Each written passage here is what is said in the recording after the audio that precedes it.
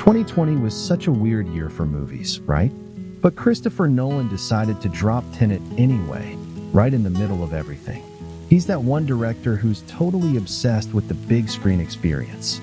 Everyone was talking about it, not just because the plot is a total brain teaser, but because he actually had the guts to release it when other studios were running away.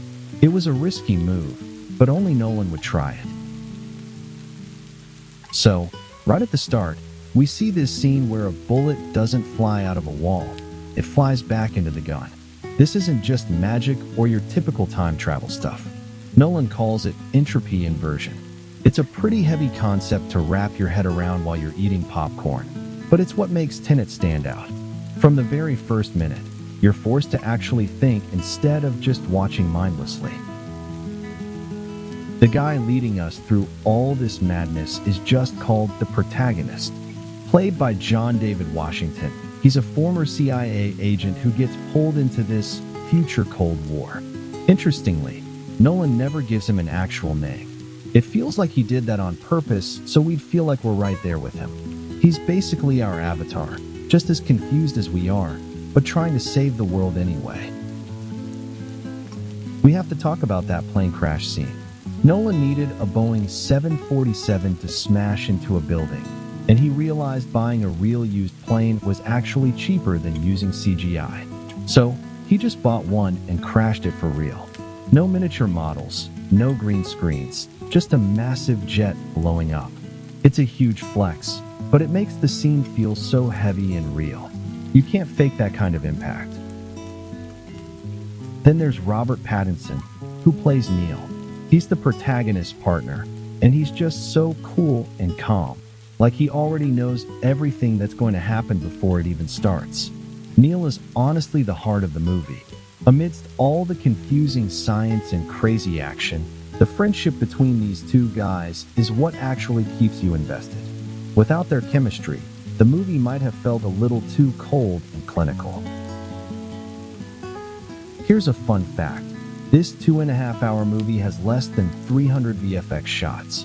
Compare that to a superhero movie, which usually has thousands. Nolan loves doing things practically. Even the car chases where cars are driving backward, those were real. The stunt drivers actually had to learn how to drive in reverse at high speeds, so it would look natural when they flipped the footage later. That is some next-level dedication to the craft. Nolan usually works with Hans Zimmer, but for Tenet, he teamed up with Ludwig Göransson. Ludwig did some wild stuff, like recording Nolan's own breathing and turning it into a creepy, rhythmic sound. The music isn't just in the background. It feels like a ticking clock that's constantly pushing you. It makes you feel anxious and on edge the whole time, like time itself is chasing you down from every single direction. It's intense. The name Tenet comes from the Sator Square, an ancient word puzzle where the words read the same way in every direction. The words are Sator, Arepo, Tenet, Opera, and Rhodes. If you look closely, all these words show up in the movie as names or locations. It shows just how obsessed Nolan is with details. Everything is connected, like a giant palindrome that doesn't really have a beginning or an end. Pretty cool, right? The hardest part for the actors was definitely the inverted fight scenes. John David Washington had to learn how to do martial arts choreography backward so that when the film was reversed, it looked like he was fighting forward. It's incredibly complicated, but because they put in that work, we get to see a style of fighting that's never been done before. It looks glitchy and weird in the best way possible. Truly mind-blowing stuff. Now, a lot of people complained about the sound. The music and explosions are often way louder than the talking. Nolan said he did this on purpose because he wanted people to feel the movie rather than just sit there listening to explanations. But yeah, it made things pretty confusing for a lot of fans. It's almost like he wants you to watch it 2 or 3 times just to catch what they're saying. To help us figure out who's going forward and who's going backward, Nolan used a color code, red and blue. Red rooms are for normal time, and blue rooms are for people who are inverted.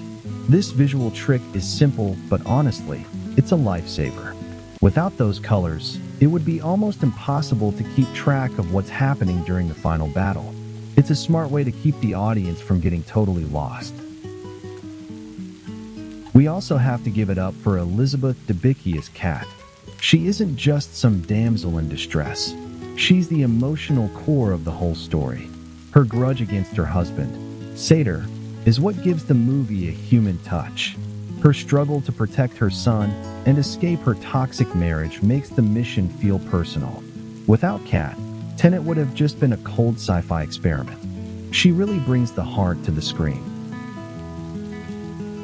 To get that epic feel, Nolan and his crew filmed in 7 different countries, from Estonia and Italy to India.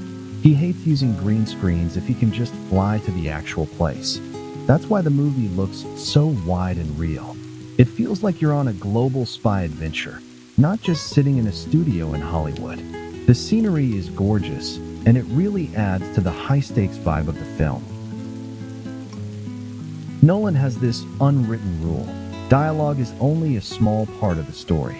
He once mentioned that only about 20% of the info comes from talking, the rest is visual. In Tenet, you really feel that. You're often shown complex scenes without a long explanation. He wants you to experience the story through your gut, not just by taking notes on what the characters say. It's a very show, don't tell approach. Let's talk about the villain, Andre Sator, played by Kenneth Branagh. This guy is terrifying. He's not just after money. He's a nihilist who wants to destroy the world because if he can't have it, nobody can. His performance is so intense that you really end up hating him. Having a villain this scary makes the stakes feel huge. You truly believe he's capable of ending everything, which keeps the tension sky high. The peak of all this craziness is the temporal pincer movement at the end. Imagine 2 teams attacking at once, but one team is moving forward and the other is moving backward from the future. They're giving each other info through time. It's a war concept that totally flips your brain upside down. Only Nolan would think of choreographing a massive battle involving 2 directions of time at once. It's chaotic, but it looks incredible. Remember that line from the beginning? Don't try to understand it. Feel it. That's basically Nolan's message to us. He knows Tenet is complicated and probably impossible to get 100% on the first try.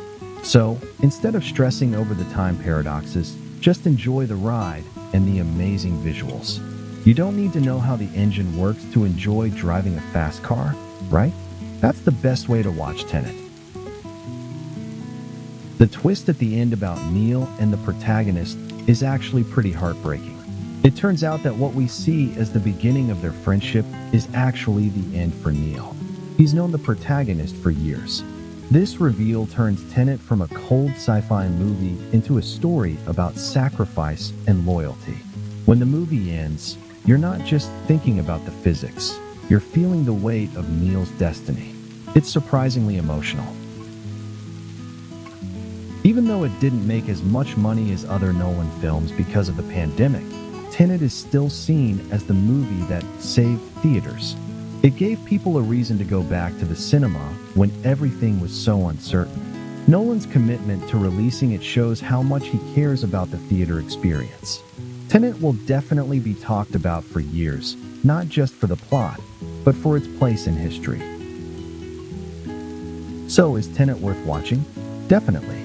You might get a bit confused halfway through, but that's just part of the Nolan experience. It's a movie that respects your intelligence while blowing your mind with practical stunts and amazing action. Personally, I think it's one of the coolest technical achievements in recent years. So, ready for some mental gymnastics? Just remember, don't overthink it, just feel it. Thanks for hanging out. See ya.